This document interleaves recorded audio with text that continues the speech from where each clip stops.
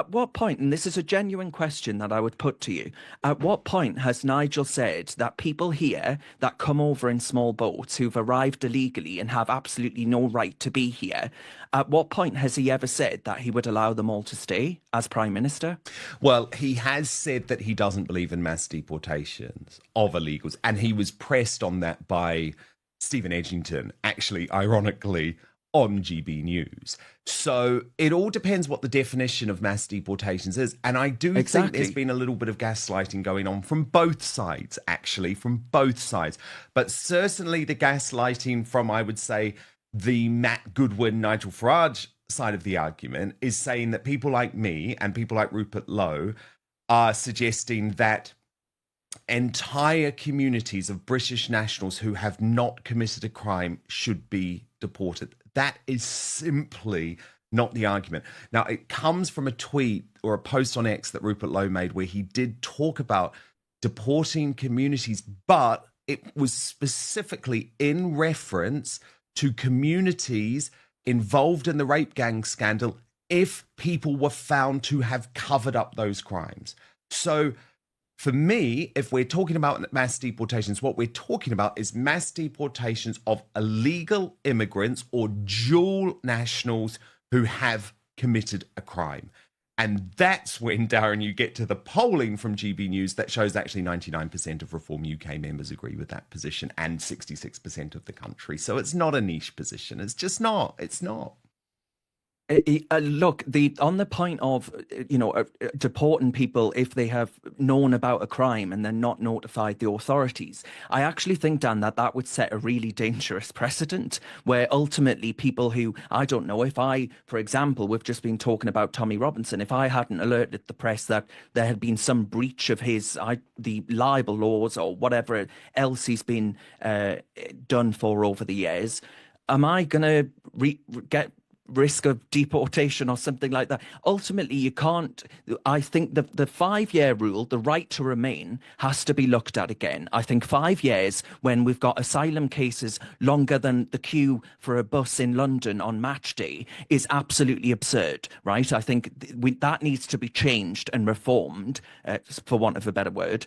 But the idea that you can just get, even Trump isn't getting rid of absolutely anybody. In fact, Dan, I've seen criticism of Trump from members of the MAGA right saying that he's not going far enough or fast enough. So, and he's ramped up the rhetoric around this over recent days, saying that he will do this.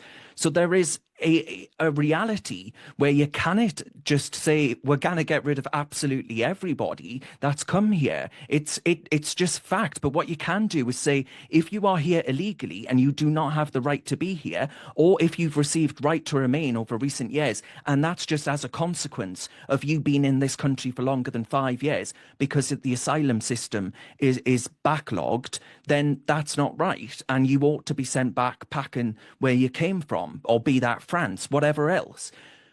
But you have to deal in facts and reality. And I'm afraid that it's easy to say things, but is it easy to put things into practice? There are many people I find utterly reprehensible and totally disgusting, and the rape gang scandal and those that did know about it and did nothing would be high up there, if not at the top of my list of priorities.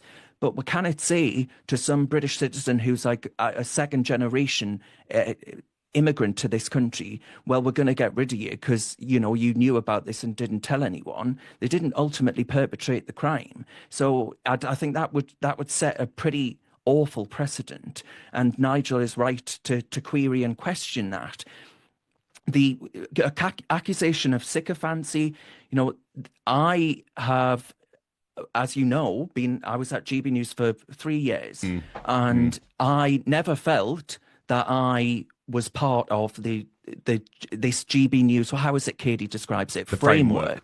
I never felt that I was in that framework. So I don't really accept that, right? I think actually I was on the outer edges of GB News because I didn't follow a certain framework. So there are those of us who don't buy into this, but also actually just want to see the best possible outcome for the country, which actually means that we save said country. Because right now, the inheritance that earlier this week, Paddy Hemingway, the last of the few in the Battle of Britain, passed away at 105. The inheritance that he handed down to our generation is being utterly squandered. And I think reform are the best opportunity we've got of actually having a revival, a recovery of some semblance of that inheritance. Because I don't think we could look that man in the eye, were we to meet him in the next life, and say that we've done anywhere near enough to actually justify the 4 times that precious man